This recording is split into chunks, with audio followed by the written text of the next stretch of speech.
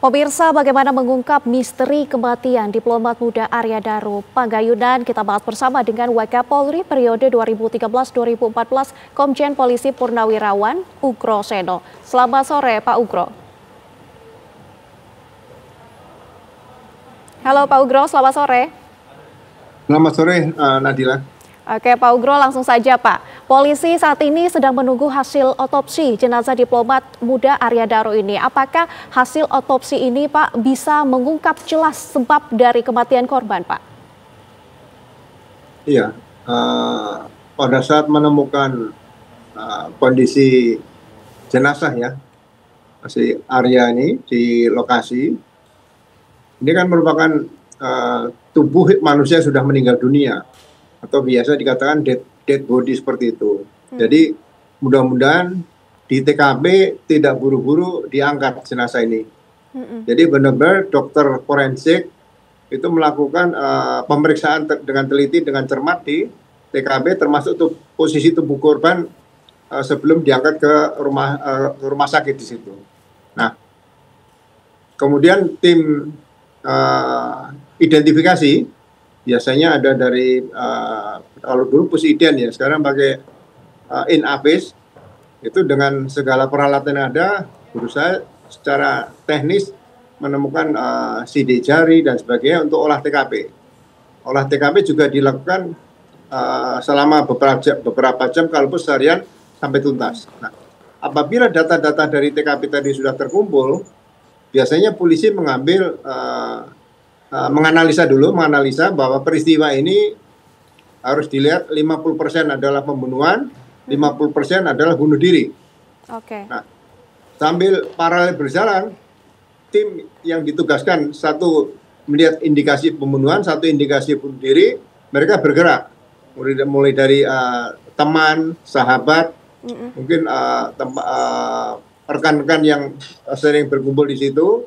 Kemudian kalau bunuh diri juga bisa dilihat dari kira-kira kehidupan pribadi yang bersangkutan, ada nggak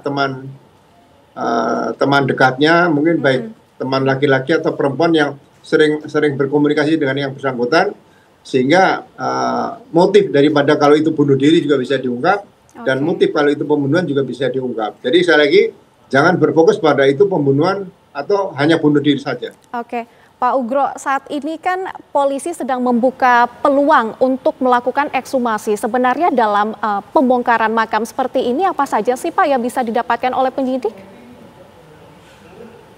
Kalau ditemukan mayat masih utuh dalam ruangan, dalam kamar seperti ini, otopsi atau ekshumasi tidak perlu dilakukan ulang. Cukup sekali karena itu harus sampai tuntas otopsi seperti yang terjadi pada tubuh jenazah Arya ini, ya. Jadi kalau sampai ada ekshumasi ulang berarti ada tindakan yang belum diambil oleh tim forensik Polri. Ini yang harusnya dihindari seperti hal-hal yang akan merugikan penyidikan itu sendiri. Oke, Pak Ugro, kalau kita lihat ya Pak, dari kasus yang ada ini, kepala korban dililit lakban, tapi nggak ada Pak luka fisik lain yang ditemukan oleh penyelidik begitu. Dalam konteks jika kita ungkap saja ini sudah masuk dalam penyidikan, ini condong ke bunuh diri atau justru berpotensi ada tindak pidana yang terjadi di sini, Pak? Ya, penyidik tidak berani memastikan seperti itu karena ya pengalaman saya mengungkap kasus seorang wanita meninggal dalam hotel, biasanya rekan-rekan media mengejar minta laporan perkembangan setiap hari kepada penyidik. Nah, ini dihindari, ya. Jadi tetap berangkat dari analisa tadi, kemungkinan ini bunuh diri 50%, 50% kemungkinan adalah pembunuhan. Nah, tergantung dari mana nanti bukti bisa didapatkan, akan terbukti yang lebih dominan tadi bunuh diri atau pembunuhan seperti itu.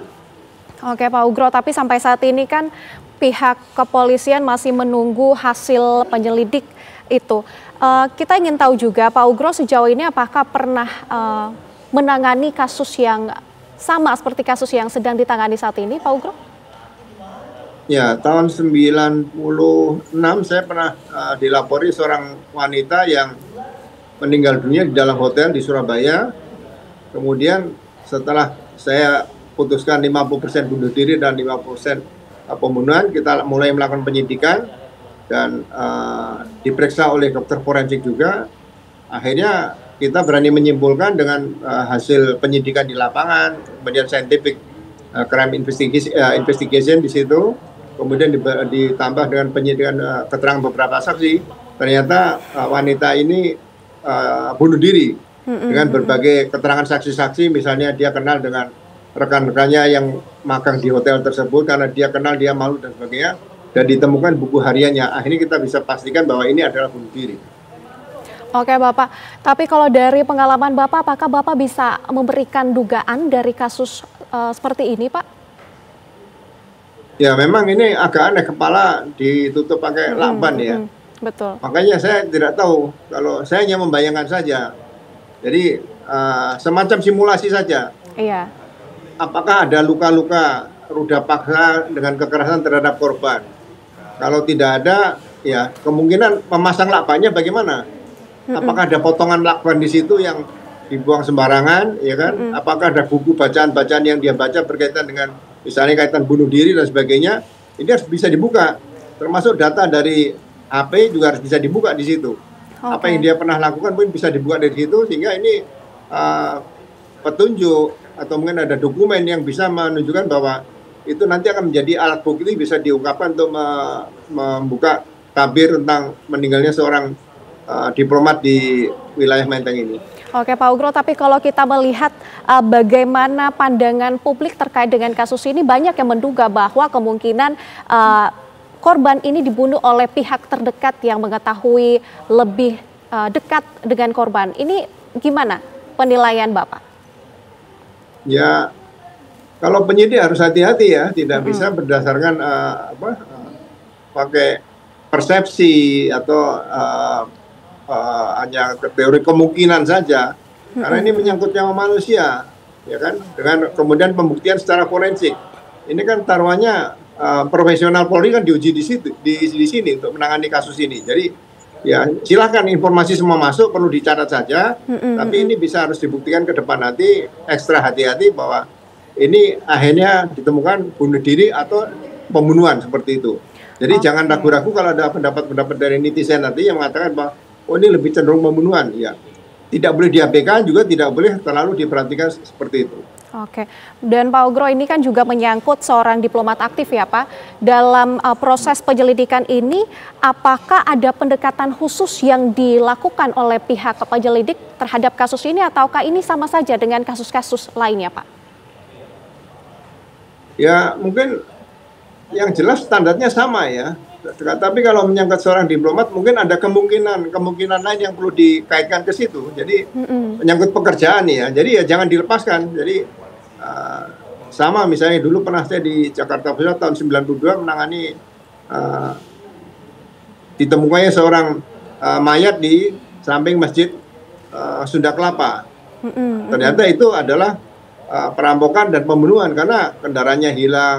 Ya, tadinya kita curiga itu korban dari rebutan warisan, ternyata tidak bisa menunjukkan bahwa peristiwa itu adalah rebutan warisan dan murni adalah perampokan dan pembunuhan yang dilakukan oleh 3 orang. Jadi benar-benar ekstra hati-hati, jangan sampai nanti asal main perkiraan saja kemudian salah tangkap diproses dan ternyata di kemudian hari terdapat bukti bahwa itu bukan pembunuhan. Itu kan sangat merugikan ya hukum, penegak hukum dan masyarakat itu sendiri. Baik, terima kasih Pak Ugro Seno, Wakapolri periode 2013-2014 sudah berbincang bersama kami di Kabar Petang. Selamat kembali beraktivitas Bapak. Selamat sore.